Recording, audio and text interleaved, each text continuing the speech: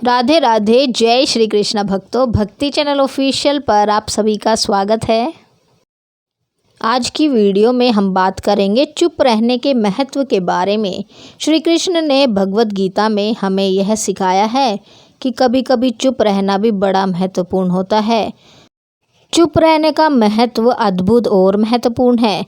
चुप रहने से हम अपने आत्मा को शांति और स्थिरता प्रदान करते हैं, जिससे हम अपने विकास की दिशा में अग्रसर हो सकते हैं। चुप रहना व्यक्ति को अपनी भूमिका को समझने और अपनी भूमिका का सही तरीके से निर्वहन करने का एक माध्यम भी बनाता है।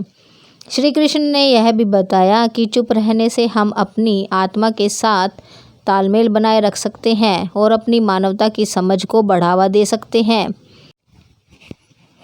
चुप रहने का यह आदर्श एक सशक्त और संतुलित समाज की दिशा में हमें आगे बढ़ने में मदद कर सकता है। उन्होंने हमें यह बताया है कि जब हमारे विचार सही होते हैं और हम अपने कर्मों का पूरी तरह से करने में समर्थ होते हैं तो हमें चिंता करने की आवश्यकता नहीं है। श्री कृष्ण का यह उपदेश हमें बताता है कि जब हमारे आत्मविश्वास में अभाव होता है तो हम अपने उद्देश्य की प्राप्ति में संदेह करते हैं, तब हमें चुप रहकर अपने आत्म समीक्षा में समय बिताना चाहिए। यह वीडियो हमें यह सिखाएगा कि चुप रहना भी एक प्रकार का सशक्तिकरण हो सकता है। यह वीडियो हमें यह भी सिखाएगा कि कैसे हम अपने मन को शांत करके अपने लक्ष्यों की प्राप्ति में सफल हो सकते हैं और जीवन को सफलता की ऊंचाइयों तक पहुंचा सकते हैं। चलिए दोस्तों, इसके विस्तार से समझते हैं, लेकिन उससे पहले आपको बता दें कि यदि आप हमारे चैनल पर नए हैं तो हमारे चैनल को सब्सक्राइब कर लीजिए और हमारी वीडियो को लाइक और शेयर कीजिए। हम नियमित रूप से किसी न किसी शोर या उत्साह से घिरे रहते हैं जो हमारे शारीरिक और मानसिक स्वास्थ्य पर बोझ डाल सकता है। इसलिए कभी कभी आवश्यक है कि हम कुछ समय के लिए पूरी तरह से चुप रहकर अपने आत्मसमर्पण में विश्राम करें। यह आपके स्वास्थ्य के लिए लाभकारी है। क्या हम हमेशा शोर और शराबे के बीच नहीं रहते? लगातार लोगों की बकबक और गाड़ियों से तेज म्यूजिक की आवाज़, यह सब हमारे तनाव का कारण बन सकते हैं और हमारी नींद को प्रभावित कर सकते हैं। लेकिन क्या हम कुछ समय के लिए इन सब से दूर नहीं रह सकते हैं? जी हाँ, हम खुद के साथ वक्त बिताकर और थोड़ी देर के लिए सिर्फ अपने विचारों के साथ शांति का आनंद ले सकते हैं। इंसान के सभी दुखों का कारण बोलना ही है, क्योंकि आवश्यकता से अधिक बोलना ही दुखों का कारण बनता है। इसलिए कम बोले, सटीक बोले, मधुर बोले और सबसे ज़रूरी जितनी आवश्यकता हो उतना ही बोले। वाणी या बोलना ही नहीं बल्कि मौन में भी शक्ति होती है। इसी कारण धर्मों में मौन को बहुत महत्व दिया गया है। श्री कृष्ण कहते हैं कि सेहत से मौन का गहरा संबंध है और इससे मानसिक शांति मिलती है। मौन से विचारों में एकाग्रता आती है और रचनात्मकता बढ़ती है। इसी कारण जितने भी साधु संत या तपस्वी हुए हैं वे सभी मौन बने रहकर और ध्यान लगाकर ही संसार में ज्ञान प्राप्त करते हैं। हमारे जीवन में न केवल एक बल्कि कई सारे दुखों का कारण है, क्योंकि हम बोलते हैं, हमेशा कुछ ना कुछ कहते रहते हैं। इससे भी ज़्यादा दुखों का निर्माण होता है। परिवार में कलह क्लेश का कारण भी हमारा वार्तालाप ही होता है। आपको जितनी भूख है उतना ही भोजन करते हैं, जितनी आवश्यकता है उतना ही कार्य करते हैं। लेकिन क्या कभी आपने इस बारे में विचार किया है कि आप कितना बोलते हैं? क्या आप उतना ही बोलते हैं जितनी ज़रूरत है, या फिर बिना आवश्यकता के सारे दिन बकबक करते रहते हैं? इस विषय पर एकल बैठकर यह विचार करें कि आज आपने दिन भर में कितना बोला, क्या बोला और सबसे महत्वपूर्ण क्यों बोला। इनमें कौन कौन सी बातें आवश्यक थी और कौन कौन सी अनावश्यक थी। यह आपके अंतर मन की प्रवृत्ति है। मानव की स्वाभाविकता यही कहती है कि वह अपने चिंतन की बातें दूसरों के साथ साझा करना चाहता है और दूसरा भी आपके साथ ऐसा ही करता है। यह बातें किसी दूसरे या तीसरे व्यक्ति से संबंधित होती है तो सुनने सुनाने में बड़ा मज़ा आता है। फिर जब कभी बैठते हैं तो इन बातों को फिर से दोहराया जाएगा और फिर इन्हीं बातों पर विचार किया जाएगा। यह सुनने सुनाने का माहौल जीवन भर बना रहता है और इस रीति से आप अपना सारा समय व्यतीत कर देते हैं, सोच समझकर, और वह कीमती पल खो देते हैं जिसमें आनंद प्राप्त किया जा सकता है। इसलिए इस माहौल से बाहर निकलिए। जब तक हम बाहर की ओर बोलते रहेंगे, हमारे भीतर अशांति रहेगी। जिस दिन मन से चुप हो जाएंगे, तब बाहर हमारे मुख से कुछ भी निकले, हम शांति रहेंगे। दुनिया में जितनी बुराइयां हैं, परिवार में तकलीफ़ें हैं, पति पत्नी में विवाद है, सब बोलने के कारण है। हम चुप रहना नहीं चाहते, हमेशा कुछ कहना चाहते हैं, लेकिन बेकार की बातें करना ऊर्जा की बर्बादी है। इसलिए जितने भी ज्ञानी और संत हैं, वे एकांत की दिशा में जा रहे हैं, क्योंकि उन्हें अधिक बोलने और अधिक सुनने से बचना है। लेकिन आप इस दुनिया में रहते हुए भी एकांतपूर्ण रह सकते हैं। इसके लिए आपको उन ऊर्जा को बचाना होगा जिन्हें आप व्यर्थ में नष्ट कर देते हैं। इसलिए आपको उतना ही बोलना चाहिए जितना ज़रूरी हो। सभी ने अपने जीवन में कहावत तो सुनी ही होगी कि एक चुप 100 को हराए। इसलिए हम कई बार चुप रहते हैं, मौन रहते हैं। ऐसा इसलिए है क्योंकि एक मूर्ख व्यक्ति के सामने मौन रहने से अच्छा उत्तर और कुछ नहीं हो सकता। परंतु जीवन में सदैव चुप रहना उचित नहीं होता। गीता में यह भी कहा गया है, जहाँ पाप का बल बढ़ रहा हो, जहाँ छल कपट बढ़ रहा हो, वहाँ पर मौन रहने से अधिक गंभीर अपराध और कुछ नहीं हो सकता।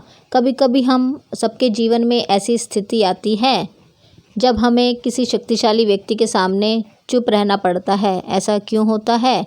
इसका कारण हो सकता है कि हम उसकी ताकत से बचने का प्रयास करते हैं।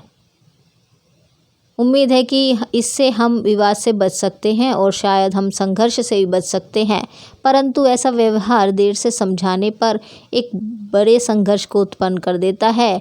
हमारा मौन बना रहना अनजाने में उस व्यक्ति का समर्थन हो जाता है और वह अपने आप को और अधिक शक्तिशाली महसूस करने लगता है। यहीं से हमारा दमन प्रारंभ हो जाता है। हम अन्याय में अनचाहे रूप से सम्मिलित होते जाते हैं, जो आगे बढ़कर बड़े टकराव का कारण बनता है।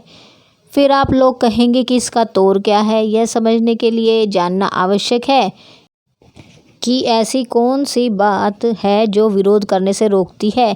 यह सामने वाले की ताकत तो नहीं हो सकती, यह हमारा खुद का डर है जो हमें चुप रहने के लिए मजबूर करता है।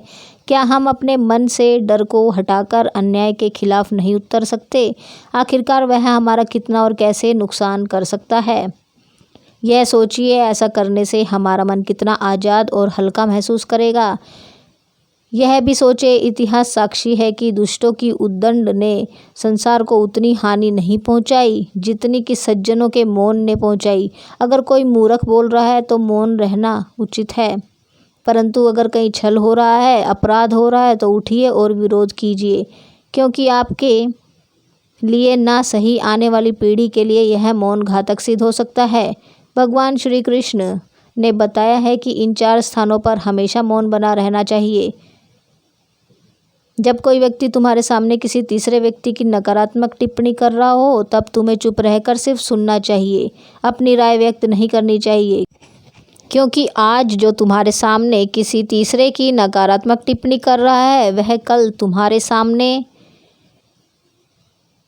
आपकी नकारात्मक टिप्पणी भी कर सकता है। यदि तुमने कुछ कहा हो, यदि आपको किसी घटना या विषय पर पूरी जानकारी नहीं है, तो चुप रहना ही सबसे अच्छा है, क्योंकि अधूरा ज्ञान बहुत नुकसानकारी हो सकता है और यह आपको हंसी का कारण भी बन सकता है या किसी समस्या में फंसा सकता है।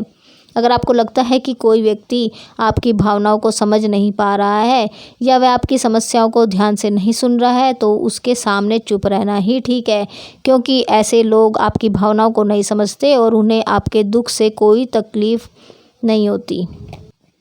ऐसे लोगों को अपने बारे में बताने से आप खुद ही परेशान हो सकते हैं।